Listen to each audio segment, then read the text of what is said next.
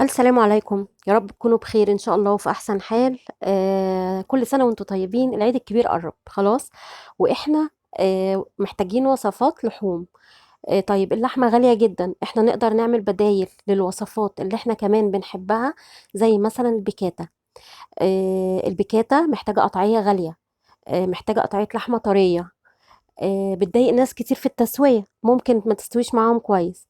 طيب الحل عندي انا جبتهولك وبلا فخر وبكل غرور. محدش عمل الوصفة دي وانا متأكدة من كده. فانا جبتلك بديل البيكاتا الاقتصادي، والحاجة اللي هتخليكي كمان تسويها بأسرع طريقة. هنبتدي في الوصفة ونقول بسم الله الرحمن الرحيم. واول حاجة انا جايبة نص كيلو مفروم، ويفضل ما يكونش فيه دهون كتيرة، يكون احمر. خلاص، هتبله بملح وفلفل وبابريكا وكبابة صيني وبصل باودر وتوم باودر. طب انت ما حطيتيش ليه في بصل وتوم عاديين، اللي هم العاديين، اللي مش المجفف؟ ليه؟ انا عايزة اللحمة دي تبقى قريبة جدا من قطعية اللحمة بتاعة البيكاتا، اللي هي يا اما بنجيب من وش الفخدة اللي هي بتبقى بتاعة البفتيك يعني، او من البتلو بتبقى قطعية معينة من اللحمة البتلو عشان تستوي بسرعة. وكل دي قطعيات غالية، واللحمة بقت اسعارها نار. فهنا انت تقدري تستعملي بقى اللحمه الحمراء. تجيبي لحمه مستورده حمراء وتفرميها، تعملي اللي انت عايزاه. تجيبي لحمه مفرومه من عند الجزار عاديه خالص، وهترمي معاكي كميه اكتر، وهتشوفي الطريقه وهتشوفي اللي انت الغرض من الفيديو يعني. انا طبعا تبلت اللحمه بتاعتي وعجنتها كويس جدا، ولازم اتاكد ان هي مخلوطه كويس جدا. وجبت زي ما انتم شايفين الاكياس الشفافه دي بتاعه البرجر، اللي بحطها ما بين فواصل البرجر او البانيه او اي حاجه. دي بتتباع عند مستلزمات اللي هي التغليف، واوفر كتير من انك تجيبي اكياس حرام وتقطعيها، الاكياس كلها بقت غالية. زي ما انتم شايفين بحط قطعة حوالي من 40 ل 50 جرام زي ما انتم شايفين، وممكن تقللوا عن كده على حسب الرغبة. وزي ما انت شايفة بحط القطعة ما بين الكيسين، وبحاول اخليها بشكل عشوائي. الشكل لو انت شايفاه من بعيد كأنك شايفة قطعة بفتيك بتشتريها من عند الجزار. زي ما انتم شايفين الاكياس دي يا جماعه موفره، وكميتها بترمي كبيره جدا. انا عندي الاكياس دي بقالها كتير جدا، لان طبعا هي خفيفه، بتبقى اوفر. الاكياس اللي بتتفتح بدل ما نجيب كيس نقطعه ونفتحه، الاكياس دي افضل. هاتوها وخلوها عندكم، ربع كيلو او نص كيلو عندكم هيغرقكم. لو انت مش قادره تعمليها بايدك وتظبطيها بايدك، لو عندك نشابه كده زي ما انت شايفه، تقدري توصلي اهو، توصلي للشكل اللي انت عايزاه. انا مش عايزاها تخينه، لازم تكون رفيعه كده. خلاص. وانا بحب اعملها كبيره، بحب اخليها بشكل كبير يعني، علشان خاطر لما بتكش شويه في التسويه بتوصل للمقاس المظبوط اللي انا محتاجاه له. زي ما انتم شايفين، بصوا نص كيلو عمل كام قطعه؟ واحد، اتنين، تلاته، اربعه، خمسه، ستة، سبعة، تمانية، تسعة، عشرة. تمام، شفت نص كيلو عمل معايا 10 قطع، وكان ممكن يعمل معايا اكتر من كده لو كنت قللت الحجم. طيب دخلتها في الفريزر نص ساعة، وممكن تبيتيها في الفريزر، وممكن تقعديها ساعة ساعتين زي ما انت عايزة. بس انا عشان كنت مستعجلة قعدت نص ساعة، ولكن يفضل انك تقعديها من ساعة لساعتين في الفريزر قبل الاستخدام، عشان تبقى ماسكة نفسها معاكي. شايفين؟ زي ما انتم شايفين انا جبت بقى الطاسة اللي هسوي فيها، وحطيت زبدة مع زيت. زبدة مع زيت، ليه الزيت؟ علشان خاطر الزبدة بتاعتنا ما تتحرقش. شايفين هي بتكش، فانا عشان كده كبرت حجمها، علشان انا عايزة اوصل للحجم المناسب اللي انا محتاجاه، لانها طبعا هتكش بحكم ان هي لحمة. ليه بقى لازم تجيبوها حمراء؟ علشان خاطر ما يبقاش فيها دهون كتير، وتلاقوا الحجم بتاعها صغر اكتر من كده. شايفين؟ المفروض ان احنا عاملين نفسنا يعني ان دي قطعة بوفتيك، خلاص، قطعة اللي هي بتبقى من وش الفخدة. اعملوا نفسكم كده. شايفين متماسكة ازاي؟ شايفين يا جماعة انا بمسكها ازاي بالماسك؟ وشايفين متماسكة ازاي؟ متخيلين؟ انت دلوقتي وانت باصة عليها مش حاسة ان هي قطعة لحمة عادية خالص، ملهاش علاقة باللحمة المفرومة؟ شايفين؟ طب يا جماعة أنا بقول لكم أهو، الوصفة دي بتاعتي واختراعي، ومش جديدة. أنا منزلاها على القناة عندي من حوالي 3 سنين، فهي مش جديدة عشان تبقوا عارفين يعني. وأنا بصراحة حاسة بغرور عشان الوصفة دي اختراعي. خلاص. نزلت اهو، طلعت طبعا، خدت اللون التمام. طبعا ما بتاخدش منت الا منت، يعني هي ما بتاخدش، ما بتكملش دقيقة، بمعنى الكلمة ما بتكملش دقيقة. متخيلين بقى وقت التسوية كمان؟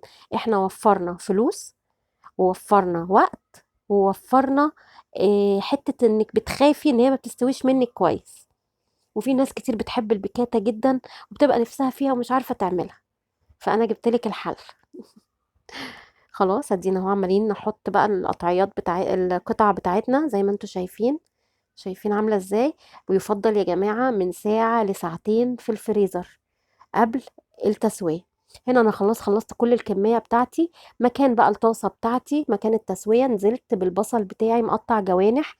بحب البصل فيها كتير، عشان انا عايزة البصل ده اديله احساس المكرمل. خلاص. وحطيت معلقة سكر وشعرت النار خالص، علشان خاطر ليه بقى؟ كل النكهة اللي نزلت من اللحمة بتاعتي تطلع مع البصل هيبتدي ينزل مية. النكهة هي كل اللي كان لازق في الطاسة طلع، زي ما انتم شايفين لون البصل بدأ يتغير. ما ينفعش الحركة دي تحصل على نار عالية، لازم تحصل على نار هادية عشان توصلي للنتيجة المطلوبة. شايفين اللحمة عاملة ازاي؟ طب بجد دي مش قطع لحمة، ديش انتوا لما تعرفوش ان هي لحمة مفرومة كنتوا هتعرفوا من شكلها انها لحمة مفرومة. شايفين؟ بصوا عاملة ازاي، كأنها قطعة بفتيك معايا، قطعة من وش الفخذ عادي. وشايفين ما بتتقطعش ازاي لما بمسكها وتنيها، علشان عجنتها كويس جدا بايدي. خلاص. بدأ البصل يدبل، نزلت بمعلقة كبيرة توم مفروم. البصل اهو شايفين بدأ يغير لونه على نار هادية. ما ينفعش لو اللحمة لو البصل على نار عالية هيدينا نكهة مش هي اللي هتبقى مطلوبة. نزلت بقى بفلفل رومي الوان. هنا احنا عايزين الوصفه موفره، فانا مش هحط مشروم. خلاص. وما تعتبروهاش يا جماعه بكده، اعتبروها وصفه اي حاجه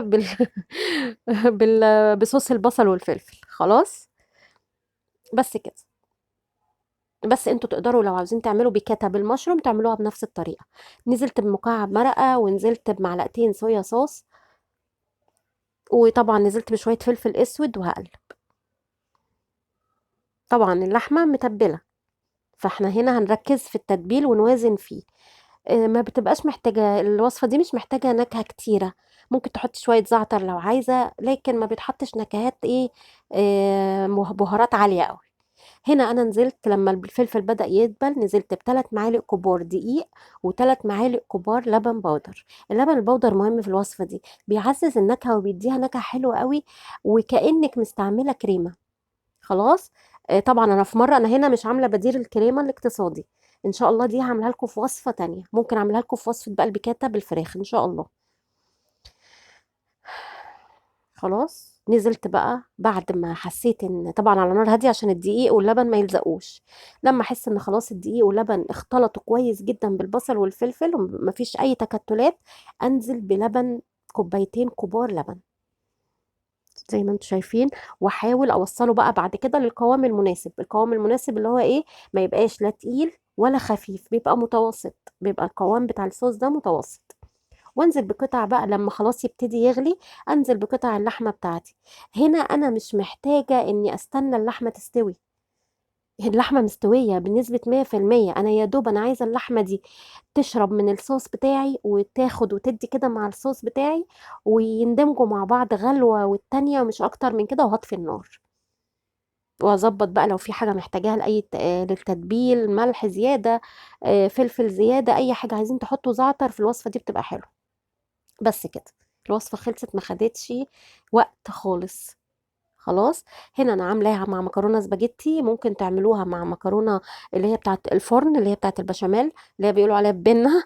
ممكن تعملوها مع رز ابيض، لكم حريه الاختيار. الوصفه هيحبوها اولادكم جدا. مشرفه في عزومه يا جماعه، خفيفه كده، عزومه في الخفيف. حلوه جدا. وداعا لغلاء الاسعار. وداعا لغلاء اللحمه. احنا هنعمل البديل لكل قطعيه غاليه في اللحمه، هنعمل لها البديل ان شاء الله. شايفين التقديم عامل ازاي؟ ان شاء الله الوصفة تعجبكم. مستنية رأيكم ضروري، ومستنياكم تجربوها، ويا رب ان شاء الله تعجبكم، والف هنا وشفا عليكم وعلى كل حبايبكم. والسلام عليكم ورحمة الله وبركاته.